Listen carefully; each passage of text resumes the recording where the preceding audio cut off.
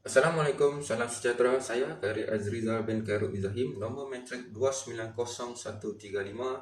Pada kali ini akan membentangkan tugasan individu, iaitu satu tajuk laporan yang akan saya bentangkan mengenai konsep dan pelaksanaan kebebasan bersuara di Malaysia untuk subjek GMGA 2013 Perlembagaan Malaysia. Jadi kita akan pergi kepada konsep dan juga pengenalan kepada pelaksanaan hak kebebasan bersuara di Malaysia. Jadi kita akan tengok kepada uh, konsep juga pelaksanaan. Jadi di Malaysia ini sebenarnya hak kebebasan bersuara dan menyampaikan pendapat dijamin di bawah perkara 10 Perlembagaan Persekutuan. Walau bagaimanapun, hak ini tidak mutlak kerana ia diletakkan di dalam satu konteks batasan tertentu yang telah ditetapkan oleh undang-undang demi menjaga kepentingan awam dan juga keamanan negara. Jadi perkembangan teknologi dan juga media sosial juga sebenarnya telah membawa satu dimensi baru kepada kebebasan bersuara, yang mana ia memperluaskan ruang untuk diskus ataupun perbincangan publik. Namun serentak dengan itu ia juga boleh menimbulkan cabaran dalam pengawalan maklumat serta penyalahgunaan hak kebebasan bersuara itu sendiri. Jadi pemahaman tentang kebebasan bersuara di Malaysia juga tidak lengkap tanpa kita mengetahui sejarah negara yang unik dan juga mencakupi pelbagai etnik dan juga kaum, agama dan juga budaya seperti di Malaysia inilah. Jadi latar belakang kita akan ini juga sebenarnya mempengaruhi bagaimana kebebasan bersuara itu dipraktikkan dan juga dilihat di dalam masyarakat Malaysia. Jadi isu-isu yang sensitif antara komuniti yang berbeza di negara kita dan juga kepentingan untuk menjaga harmoni ataupun keharmonian sosial yang sering menjadi pertimbangan dalam menilai batasan-batasan tertentu dalam kebebasan bersuara. Jadi beberapa negara sebenarnya turut menawarkan kebebasan bersuara yang lebih luas tanpa banyak sekatan, sementara yang lain mempunyai perbatasan yang lebih ketat. Dan ini juga sama seperti di Malaysia. Dengan mempertimbangkan beberapa konteks ini, pengenalan ini bertujuan untuk meletakkan satu penanda aras ataupun satu asas bagi analisis yang lebih mendalam tentang bagaimana kebebasan bersuara itu difahami, dilindungi dan juga dibatasi di negara kita, itu di negara Malaysia lah, serta juga implikasinya terhadap masyarakat dan juga tadbir urus negara. Jadi tentang kebebasan bersuara di Malaysia ini, jadi kita akan dapat lihat satu teori ataupun satu konsep yang telah dihasilkan, iaitu daripada Jürgen Habermas, iaitu seorang ahli teori dan juga ahli falsafah sosial daripada negara Jerman, yang mana ia membangunkan konsep ruang awam sebagai satu arena di mana individu boleh berkumpul untuk membincangkan dan juga mengenal pasti masalah sosial secara bebas dan juga secara kolektif bagi mempengaruhi tindakan politik. Jadi menurut ahli falsafah Jerman ini, iaitu Habermas, ruang awam yang ideal adalah bebas daripada dominasi oleh negara ataupun kuasa ekonomi, yang mana yang membolehkan wacana ataupun wawancara yang benar-benar demokratik. Dalam konteks kebebasan bersuara, sebenarnya teori ini menekankan kepentingan mengekalkan ruang di mana rakyat boleh berkomunikasi tanpa rasa takut, tanpa ada rasa sekatan ataupun tindakan undang-undang yang diambil terhadap mereka. Jadi beberapa perkara yang dapat dilihat menerusi laporan ini, iaitu kebebasan bersuara, pelaksanaan kebebasan bersuara di Malaysia. Jadi kita boleh pecahkan kepada tiga perkara, iaitu struktur, dimensi dan juga elemen. Yang mana kebebasan bersuara ini mempunyai beberapa dimensi kebebasan bersuara, seperti kebebasan media, akses kepada maklumat, hak untuk kita mengkritik kerajaan. Seterusnya unsur-unsur ini saling berkaitan di antara satu sama lain, yang mana ia membentuk satu kebebasan bersuara di dalam sesebuah negara. Jadi kalau kita tengok di Malaysia, struktur ini dirangka oleh undang-undang seperti Akta Hasutan dan juga Akta Komunikasi dan juga Multimedia. Contohnya undang-undang fitnah yang kesemuanya menjejaskan skop kebebasan bersuara. Jadi kita akan pergi kepada satu-satu pecahan dia, iaitu kita akan tengok struktur dulu. Apa itu struktur kebebasan bersuara? Jadi bagi struktur kebebasan bersuara ini terdapat 3 pecahan. Yang pertama itu perundangan, institusi dan juga sosial. Jadi bagi di bawah skop perundangan, undang-undang yang mengamal ekspresi termasuk perlembagaan, undang-undang media, undang-undang cyber dan peraturan lain yang berkaitan. Di Malaysia, kes 10 perlembagaan persekutuan menjamin kebebasan bersuara, tetapi ada beberapa sekatan demi kepentingan keselamatan negeri, ketenteraman awam dan juga moral. Jadi pecahan yang kedua kita akan tengok iaitu institusi, yang mana di bawah institusi ini perkara-perkara iaitu agensi kerajaan, mahkamah dan juga organisasi media yang memainkan peranan dalam mengawal selia dan mempengaruhi kebebasan bersuara. Jadi institusi ini bertindak untuk memastikan pematuhan undang-undang sambil mengekalkan keseimbangan di antara kebebasan bersuara dan juga keperluan kepada masyarakat. Jadi yang ketiga iaitu sosial, yang mana kita akan lihat nilai ataupun kepercayaan dan amalan masyarakat yang mempengaruhi cara seseorang individu ataupun kumpulan yang mana dia menggunakan kebebasan bersuara ini, termasuk kepekaan terhadap etnik, agama dan juga budaya. Jadi kita akan pergi kepada pecahan yang kedua iaitu dimensi, yang mana tadi kita telah membincangkan struktur. Jadi kita akan pergi kepada dimensi, yang mana dimensi juga mempunyai beberapa pecahan di bawah dia, iaitu kita dah lihat dekat sini 4 pecahan. Yang pertama iaitu kebebasan bersuara, dan yang kedua iaitu keberkesanan akhbar, yang ketiga akses kepada maklumat, dan yang keempat hak untuk mengkritik kerajaan. Jadi kita akan lihat kepada yang pertama iaitu kebebasan bersuara, yang mana hak individu untuk menyatakan pendapat ataupun idea tanpa rasa takut ataupun tindakan balas ataupun penapisan daripada pihak kerajaan. Jadi yang kedua iaitu kebebasan akhbar, yang mana kebebasan media untuk melaporkan sesuatu berita ataupun perkara ataupun mengkritik dan juga menyebarkan maklumat tanpa rasa gangguan ataupun sekatan daripada pihak kerajaan, yang mana media juga sebagai salah satu medium untuk rakyat ataupun masyarakat untuk menyuarakan pendapat mereka. Jadi yang ketiga kita akan tengok akses kepada maklumat, yang mana hak individu mencari, menerima dan juga menyebarkan maklumat secara bebas tanpa rasa sekatan oleh pihak kerajaan. Jadi yang terakhir iaitu hak mengkritik kerajaan, yang mana hak untuk mengkritik kerajaan ini adalah keupayaan mengkritik tindakan dasar yang dibuat oleh kerajaan secara terbuka tanpa rasa tindakan itu diambil oleh pihak-pihak yang berkenaan. Jadi kita akan pergi kepada pecahan yang ketiga iaitu elemen, yang mana tadi kita sudah membincangkan mengenai struktur dan juga dimensi. Jadi yang ini adalah pecahan yang ketiga, kita akan membincangkan iaitu elemen, yang mana elemen juga turut mempunyai 4 pecahan yang mana kita boleh nyatakan dekat sini, iaitu yang pertama ucapan dan juga ekspresi, yang kedua had dan juga sekatan, dan yang ketiga pengawasan dan juga penapisan. Seterusnya yang terakhir, yang keempat adalah accountability dan juga tanggungjawab sosial. Jadi kita akan tengok yang pertama iaitu ucapan dan juga ekspresi, yang mana semua bentuk komunikasi termasuklah pertuturan, penulisan dan juga seni dan juga ekspresi digital ini adalah berada di bawah skop ucapan dan juga ekspresi. Jadi kalau kita tengok had dan juga sekatan yang dimaksudkan adalah sekatan ke atas kebebasan bersuara yang dimandangkan oleh undang-undang, seperti undang-undang mengenai ucapan yang mana kita membenci sesuatu, kita menfitnah sesuatu dan juga kita mengkritik yang melampaui batas, yang mana ia boleh mengancam kepada keselamatan negara ataupun yang kita sebut sekarang ni ada itu 3R lah. Jadi seterusnya kita akan tengok pengawasan dan juga penapisan, tindakan kerajaan atau institusi lain untuk mengawal atau menghadkan kandungan media dan juga ekspresi awam. Jadi yang terakhir adalah itu accountability dan tanggungjawab sosial. Jadi kita akan tengok ke sini apa yang berada di bawah accountability dan juga tanggungjawab sosial ni adalah kewajipan seseorang individu dan juga media ataupun kumpulan untuk menggunakan kebebasan bersuara mereka secara lebih bertanggungjawab, secara lebih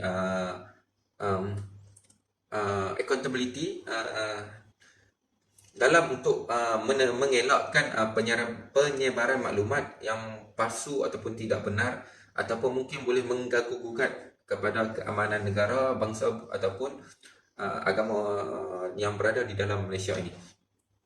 Jadi kita akan lihat pelaksanaan di Malaysia berbanding dengan negara-negara lain yang juga yang turut mempunyai hak yang sama, iaitu hak kebebasan bersuara.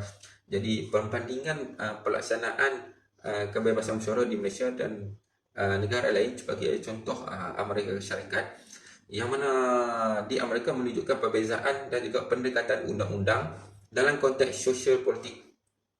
Malaysia meskipun menjamin kebebasan bersuara dalam perlembagaan, mengamalkan kawalan melalui undang-undang media, ini berbeza dengan Amerika Syarikat, di mana amendment pertama memberikan perlindungan yang luas, faktor sejarah, sosial dan politik yang unik kepada setiap negara mempengaruhi tafsiran dan pelaksanaan kebebasan bersuara. Seterusnya kita akan tengok apalahkah perbezaannya di Malaysia dan juga di Amerika Syarikat. Jadi kalau kita tengok di Malaysia, kebebasan bersuara itu dijamin di dalam perlembagaan yang seperti yang kita tahu di bawah Perkara 10. Tetapi terdapat beberapa batasan yang dikenakan untuk menjaga keselamatan negara, walaupun kita ni diberikan hak untuk kebebasan bersuara, tetapi masih lagi memerlukan pengawalan atau juga pengawasan. Jadi undang-undang kerajaan sering, undang-undang Akta Hasutan dan juga Akta Komunikasi dan juga Multimedia, serta undang-undang lain yang mengawal ekspresi kerajaan sering mengambil tindakan terhadap individu, aktivis dan media yang dianggap melanggar undang-undang tersebut, yang mengakibatkan kekangan kepada kebebasan akhbar dan juga ekspresi individu, terutama berkaitan dengan isu-isu sensitif seperti kritikan terhadap kerajaan dan juga agama. Jadi itu adalah serba sedikit apa yang dilakukan di Malaysia, walaupun diberikan hak kebebasan, tetapi ada limit-limit yang perlu kita patuhi supaya ianya tidak menjangkaui ataupun melangkaui batas-batas yang telah ditetapkan. Jadi perbandingan dengan negara lain pula, itu yang tadi kita sebut Amerika Syarikat, yang mana kebebasan bersuara dilindungi secara meluas oleh pindaan pertama ataupun amendment yang pertama perlembagaan, sementara Singapura mengamalkan pendekatan yang lebih terkawal dengan undang-undang, di mana ia menghadkan kepada ekspresi atas nama keharmonian kaum dan juga keselamatan negara. Jadi perbandingan ini menunjukkan pelbagai pendekatan dalam pelaksanaan kebebasan bersuara di seluruh dunia, dari segi sejarah, budaya dan juga struktur politik dalam konteks sosial, juga mempengaruhi pelaksanaan kebebasan bersuara bagi di setiap negara. Jadi kita akan tengok seterusnya, iaitu apakah isu-isu yang berkaitan dengan konsep dan juga pelaksanaan kebebasan bersuara di Malaysia ini. Jadi kita akan tengok isu-isu yang sering timbul mengenai kebebasan bersuara di Malaysia ini, termasuklah penggunaan undang-undang yang mana menyekat ucapan-ucapan politik ke atas media, dan juga kesan terhadap individu yang menyatakan pandangan mereka. Jadi isu lain ialah penyebaran berita palsu yang menimbulkan cabaran dalam membahagi kebebasan bersuara dan juga tanggungjawab sosial. Jadi di dalam konsep dan juga pelaksanaan kebebasan bersuara ini, dia terdapat dua perspektif, iaitu kekuatan dan juga kelemahan pelaksanaan. Jadi kita akan tengok kebebasan bersuara di Malaysia ini juga sebenarnya memiliki kekuatan untuk menyumbang kepada pembentukan suatu masyarakat yang lebih inklusif dan juga demokratik. Walau bagaimanapun, kelemahan ketara termasuk sekatan yang dikenakan oleh undang-undang di dalam negara kita, yang kadang-kadang ianya menghalang perdebatan terbuka dan juga kritikan terhadap kerajaan. Bermaksud setengah perdebatan ataupun perbincangan itu mungkin dianggap sensitif oleh pihak kerajaan, yang mana mereka mengambil langkah untuk menyekat juga menghalang perbincangan tersebut. Jadi dalam konteks Malaysia, kebebasan bersuara membawa kepada kekuatan dan juga kelemahan yang berbeza, bergantung pada cara ianya dilihat dan juga ianya dilaksanakan, dan dihadkan oleh undang-undang, norma sosial dan kerajaan. Jadi pemahaman yang mendalam tentang kekuatan dan juga kelemahan ini sebenarnya penting untuk kita sendiri mengenal pasti peluang, di mana perlu ada penambahbaikan dan juga apakah cabaran-cabaran yang sedia ada supaya ianya kita dapat mengatasi pada masa yang akan datang. Jadi kekuatan daripada kebebasan bersuara itu sendiri sebenarnya terdapat beberapa elemen yang kita dapat lihat. Contohnya kebebasan bersuara adalah asas kepada demokrasi yang membolehkan rakyat mengambil bahagian yang aktif dalam politik dan juga mengkritik dasar-dasar yang telah dibuat oleh kerajaan serta mencipta ataupun mengadakan satu ruang awam, ruang diskusi terbuka, dan juga itu kan aktiviti kerajaan yang mana kita boleh menambah baik secara tak langsung melalui sesi-sesi dialog ataupun diskusi secara terbuka. Jadi yang keduanya adalah itu membenarkan individu meluahkan idea secara bebas dan juga menggalakkan inovasi dan juga kreativiti di dalam pelbagai bidang, termasuklah bidang sains, bidang seni, bidang teknologi dan juga apa-apa bidang yang mana idea-idea daripada individu juga boleh diketengahkan. Jadi kebebasan bersuara membantu menyelesaikan konflik dengan menyediakan platform untuk menyelesaikan perbezaan tertentu. Jadi kekuatan masyarakat dalam menyokong kebebasan bersuara ini memainkan peranan yang sangat-sangat penting dalam menggalakkan ketelusan dan juga memperjuangkan hak asasi manusia dalam membentuk satu perbincangan tentang kebebasan bersuara ini. Seterusnya, kelemahan-kelemahan yang ada di dalam pelaksanaan kebebasan bersuara ini kita dapat lihat, iaitu beberapa kelemahan dan juga mengukuhkan kekuatan kebebasan bersuara di Malaysia.